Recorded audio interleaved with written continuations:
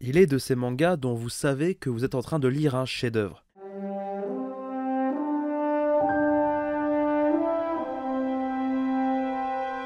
Et aujourd'hui est à marquer d'une pierre blanche, car on va parler du manga qui m'a justement donné envie de faire des vidéos sur internet. Nous sommes en mars 1983, à Karumai dans la préfecture d'Iwate au Japon. C'est là-bas que naquit Haruichi Furodate. Autant dire qu'il a un parcours somme toute relativement classique. Il fait l'équivalent du collège, où il se fait des amis, fait du volleyball à ses heures perdues, la classique du collégien modèle. Il lit pas mal de mangas et se prend d'affection pour des titres comme One Piece d'Eiichiro Oda, ou encore Amer Béton de Taiyo Matsumoto, qui sont considérés comme ses œuvres préférées. Une fois cette période finie, il part pour la préfecture de Miyagi et intègre l'université de design de Sendai, connue pour son cursus dans la conception graphique dans son ensemble, ce qui inclut le manga et l'animation. Comparé à Tatsuya Endo, dont vous avez probablement vu la vidéo, n'est-ce pas, qui a été pas mal de fois assistant pour différents mangaka, ici Furodate commence directement après avoir été diplômé à soumettre des one-shots, notamment un qui paraît au Weekly Shonen Jump en 2008 et qui s'appelle King Kid.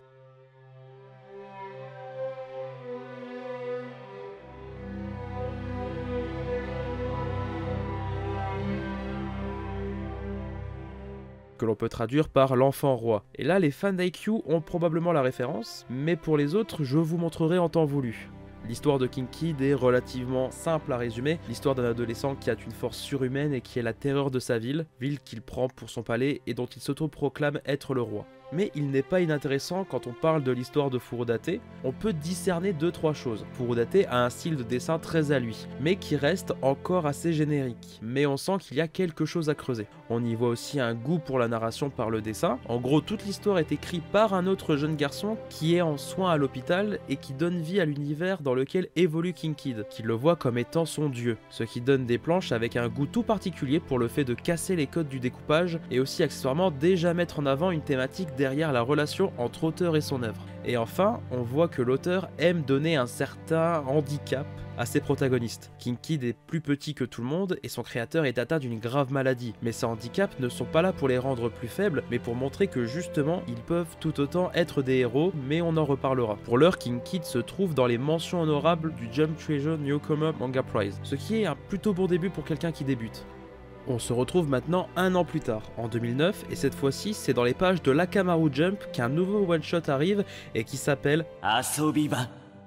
Je n'ai malheureusement pas trouvé beaucoup d'informations au sujet de ce one-shot, seulement quelques tweets et vidéos YouTube que vous retrouverez en description. On y suit Taisuke, un jeune homme qui, lassé par tout type d'histoire qui finit toujours par l'ennuyer, va être interpellé par un étrange personnage qui va l'emmener dans un monde au cœur d'un livre créé de toutes pièces par un mystérieux auteur. Le one-shot est assez court, mais on apprend plus tard que le personnage est en réalité le protagoniste de cette même histoire, et que l'auteur c'est Taisuke lui-même quand il était enfant. On apprend aussi que le livre possède la faculté de rendre réel tout ce qui est écrit dans celui-ci. On sent une envie de rester dans les mêmes thématiques que King Kid, à savoir la relation entre l'auteur et son œuvre. On peut clairement y voir pas mal de ressemblances entre le personnage et King Kid, qui est contrôlé par son auteur, mais qui est cependant bien plus actif dans Asobiba. La différence avec King Kid, c'est que cette fois-ci, c'est l'auteur qui est amené vers le monde qu'il a créé, et non l'inverse, où c'est le personnage qui se rendait compte de l'existence de son créateur. On sent clairement avec ces deux œuvres que l'auteur cherche la meilleure façon pour lui de compter ces thématiques qui semblent lui être chères. Là où dans King Kid, Furodate passait par le prisme du fantastique tournant dans le furio, Asobiba rentre parfaitement dans le fantastique mêlé à l'horreur. En résulte un one-shot bien plus tourné vers l'occulte que le premier. Mais ce n'est qu'un one-shot, et pour Furodate, ce n'est clairement pas suffisant. Comme tout bon mangaka, il veut avoir sa série publiée hebdomadairement dans le Shonen Jump, et il va s'en donner les moyens. Inspiré par un film d'horreur japonais sorti en 1959, Furodate compte se lancer dans une idée impensable à l'époque, faire de l'horreur dans le Weekly Shonen Jump. À part 2-3 mangaka, personne ne souhaite faire de l'horreur, tout simplement parce que c'est principalement demandé par un public qui lit des magazines shoujo. Si vous ne le saviez pas, le shoujo et l'horreur sont intimement liés. C'est donc dans ce mindset que Furodate lance Kiben Gakuha Yotsuya Senpai no Kaidan.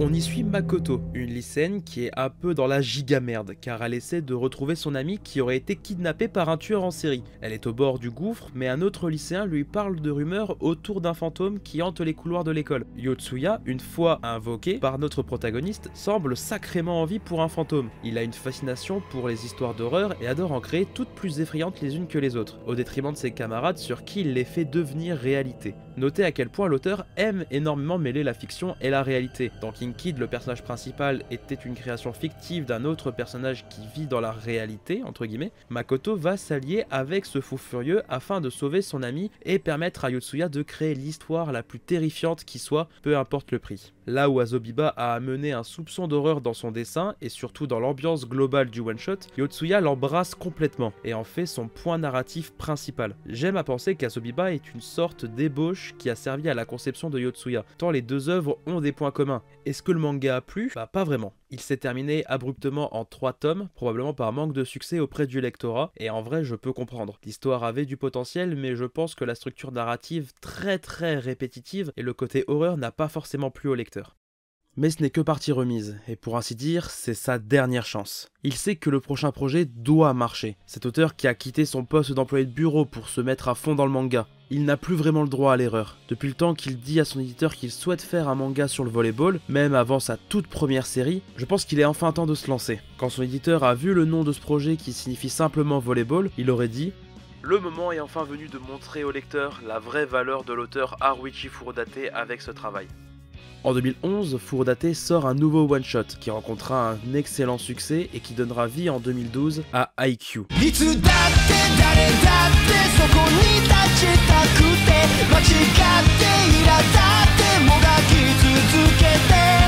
Étonnamment, lorsqu'il a pris la sérialisation de son one-shot, la première pensée qui lui vint en tête fut « c'est enfin le début de la fin ». C'est la première et la dernière fois que je pourrais dessiner un manga de volleyball dans le Jump. Et si je perds la tête, c'est fini. Je veux le finir sans me faire annuler. Il est enfin temps que l'on s'attarde sur l'histoire complète d'Haikyuu. Je tiens à préciser que je ne vais pas aller dans les plus petits détails, je sais déjà que la vidéo va être extrêmement longue, mais je vais essayer de vous proposer la façon la plus concise de vous raconter l'histoire. Donc si vous voulez plus de détails, ou ne pas vous faire spoiler, je vous invite à aller regarder le short que j'aurais fait pour l'occasion sur le titre, ou même vous procurer la Smash Edition éditée par Crunchyroll. A la fin de cette vidéo, vous aurez les grandes lignes et vous saurez pourquoi, selon moi, Haikyuu est tout simplement l'un des meilleurs mangas de sport qui existent.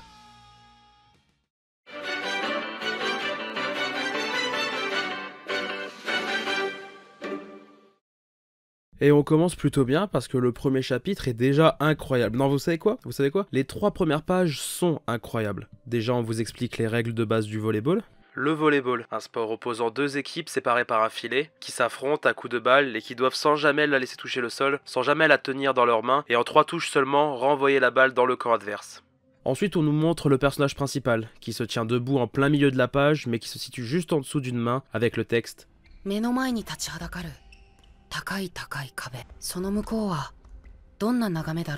On comprend vite grâce au dessin que le mur est représenté par cette main et par le filet qui lui fait face. Et le texte nous fait comprendre qu'il est simplement trop petit pour voir de l'autre côté de celle-ci. Et donc que le héros a un handicap par rapport aux autres qui sont beaucoup plus grands que lui. Et c'est amplifié par la suite.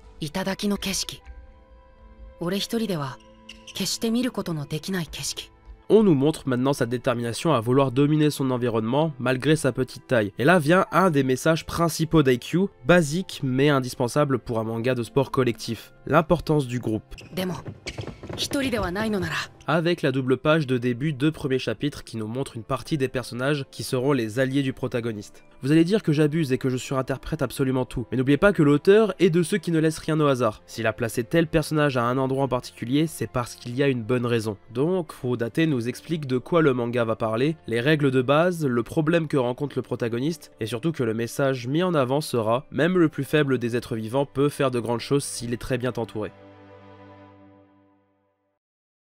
Ce jeune homme, c'est Shoyo Hinata. C'est face à un écran que son histoire commence. Un écran qui diffuse un match de volleyball national entre 2 lycées. Et il va se prendre d'affection pour ce sport, quand bien même il fait 1m62. Affection qui deviendra très vite une passion. Quand il va commencer ses premiers échanges, foirer ses premières passes, malgré le fait qu'il soit petit, il a une détente hors du commun. Il va rejoindre le club de son collège, et son tout premier match n'est pas à son avantage. Son équipe va affronter une autre école où s'y trouve le jeune Tobio Kageyama, un joueur parmi les plus prometteurs de sa génération, appelé le roi du terrain. Mais roi du terrain ou pas, Hinata, il en a rien à foutre, il est là pour tout donner.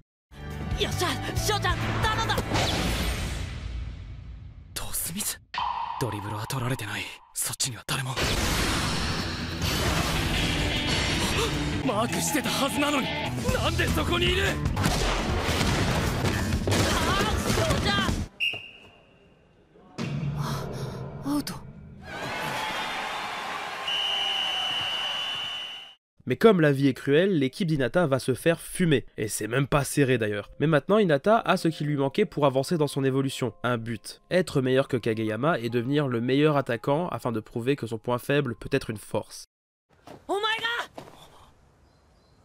お前がコートに君臨する王様ならそいつを倒して俺が一番長くコートに立ってやる。コートに残るのは勝ったやつ、強いやつだけど勝ち残りたかったら強くなってみろよ。 Mais bon, en tout cas pas maintenant, parce que là, c'est la rentrée des classes, et Hinata va intégrer le lycée Karasuno afin de suivre les pas des lycéens qu'il a vus à la télévision il y a 3 ans. Notamment l'un d'eux, un jeune prodige bien plus petit que ses camarades, mais d'un talent hors du commun. Son nom, le Petit Géant. Donc normal, première chose que fait Hinata, c'est aller voir le club de volley. Il va rencontrer le capitaine, Daichi, Sugawara le passeur, ou encore Tanaka, la tête brûlée au grand cœur, ainsi qu'une vieille connaissance,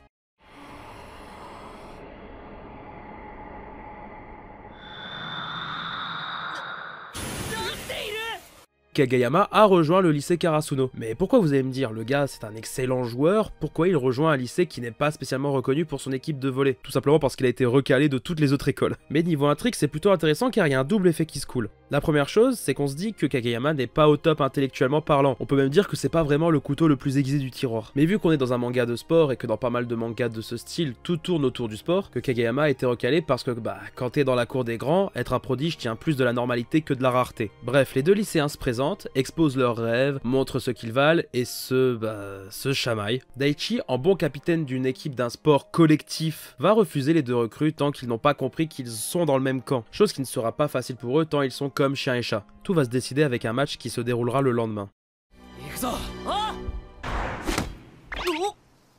へえ、本当に外でやってる。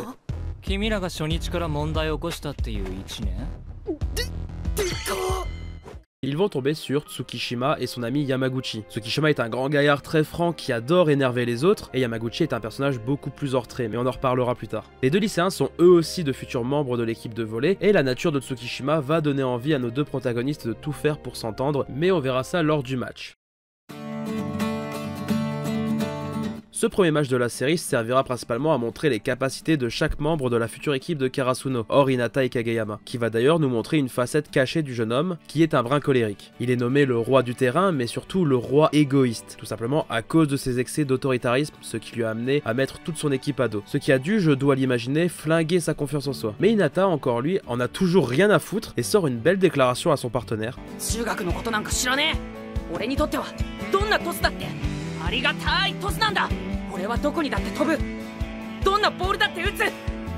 だから俺にトス持ってこい。 Cette phrase est le signe qu'Hinata a compris ce que Daichi voulait leur faire comprendre sur la notion d'esprit d'équipe, chose que Kageyama va comprendre plus tard et rétorquer à Hinata.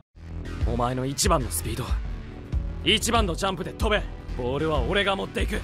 Le duo Hinata-Kageyama est né, et autant dire qu'ils vont faire des étincelles. Il est intéressant que l'on s'attarde sur une planche et qu'on l'analyse 2 petites secondes, et c'est celle de la première vraie frappe du duo, une frappe qui sera leur marque de fabrique. Je vais vite poser le contexte, mais la planche d'avant montre Kageyama qui prend en compte le déplacement de la position d'Hinata, preuve qu'il peut être attentionné quand il le veut, il arme sa passe, et là la magie opère. Comme vous pouvez le voir, Kageyama est sur le côté droit de la page pour qu'il soit la première chose que l'on voit une fois la page tournée. C'est naturellement qu'on va suivre le mouvement de la balle pour aller dans la paume d'Hinata, afin que sur les cases suivantes on voit la fin de l'action. Le tout avec cette petite onomatopée du bruit de la frappe qui sert aussi à découper la case en 3 afin de souligner l'importance de l'action à cet instant. Voilà comment Furudate fera pour souvent retranscrire le mouvement dans son manga. S'ensuit une case qui montrera que le duo est déjà en train de comprendre ce qu'ils sont capables de réaliser tous les deux. D'un côté l'explosivité d'Hinata et de l'autre les passes violentes de Kageyama. Au fur et à mesure du manga, il y aura d'autres passages qui vaudront le coup d'être analysés. Le match se termine sur une victoire des protagonistes et sont du coup acceptés au sein de l'équipe de Karasuno. Merci à tous d'avoir regardé cette première partie, j'espère au moins que le début vous aura plu. J'ai essayé de faire en sorte de coller la sortie de ce premier épisode justement avec la sortie du film IQ. J'espère au moins que j'aurai réussi. Je dois vous avouer que c'est vraiment le début d'un gros projet pour moi, donc j'espère au moins que ça vous donnera envie de regarder la suite, qui sortira normalement dans quelques temps. Je préfère pas donner de date précise pour la sortie du prochain épisode, parce que sinon je risque de me mettre une pression et ça j'évite, mais en tout cas, sachez que je suis déjà dessus, ça a déjà très bien avancé, et puis Et puis non, franchement, vous allez voir, je pense que vous allez kiffer si jamais vraiment vous avez envie de connaître la suite de l'histoire d'IQ. Merci à tous d'avoir regardé cette